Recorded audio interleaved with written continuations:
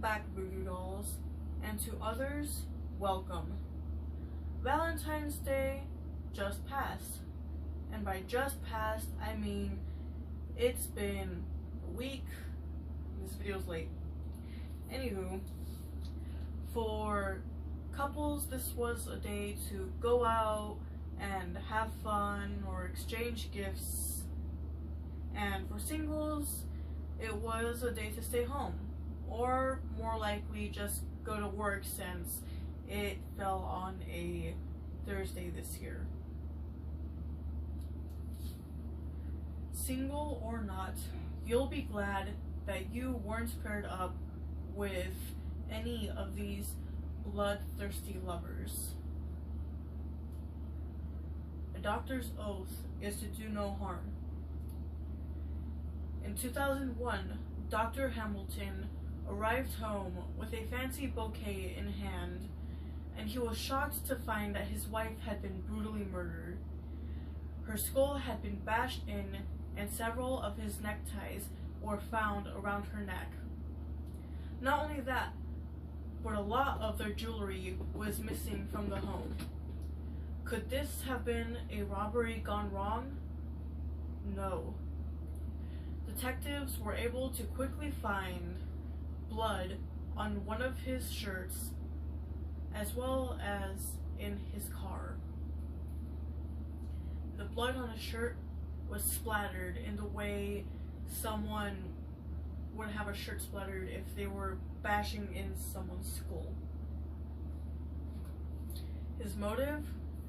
His wife was going to divorce him after she had overheard him speaking to a prostitute on the phone. It took the jury only 90 minutes to find him guilty, and he is now serving life in prison. Not so holy man. In 2013, Minister Nathan Luthold gave his children Valentine's Day cards before sending them off to school. While the children were away, Luthold waited for his wife to return home. The gift she received upon opening the door: a bullet to the head.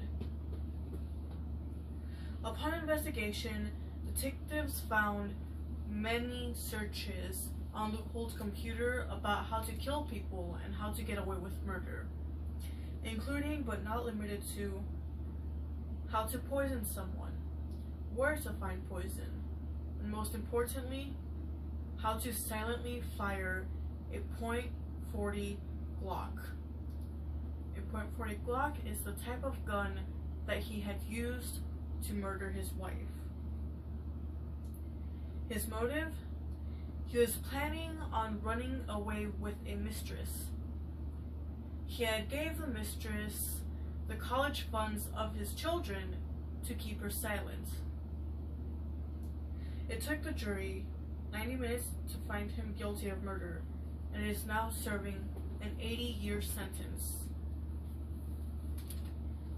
Gold Gravedigger. Stacy Schoeck had arranged a romantic night at a park with her fifth husband. They were exchanging cards when her hired hand missed the results, shot her husband. She had given the hitman $10,000 to do the job. Neither of them were all that intelligent, as they had done all of their conversation over the phone. Service providers were able to give detectives audio recordings of their plans. Her motive? She wanted his life insurance check of $500,000. She was found guilty of murder and is now serving a life sentence. An abusive stalker and negligent police. James Carter murdered his ex-girlfriend on Valentine's Day in 2009. Tiana noticed had left Carter and had placed a no-contact restraining order after leaving him as he had become extremely abusive. She had gone to the police many times prior to her death as Carter had continued to harass her, sending her death threats. Well, not exactly death threats. According to the police, the threats were too vague as Carter had only said, "You'll regret this. I'll make you pay for this," over text and in letters. Carter had even gone as far as going to Tiana's home and her place of work and the grocery store when she was shopping to harass her verbally.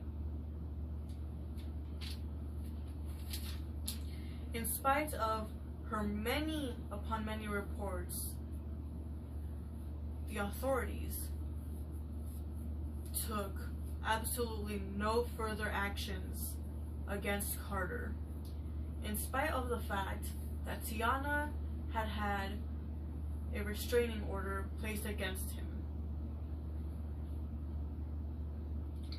Tiana was found stabbed to death in her apartment after she had made one final 911 call. In the call, she said, "I'm bleeding to death. My ex-boyfriend stabbed me." His motive? He was bloodthirsty and power-hungry, as many abusers are.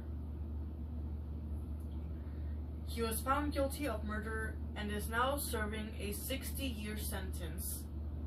Tiana's family took the police department to court and sued them and won the case, gaining $10 million for obvious reasons. If you would like to continue watching this channel grow, please subscribe.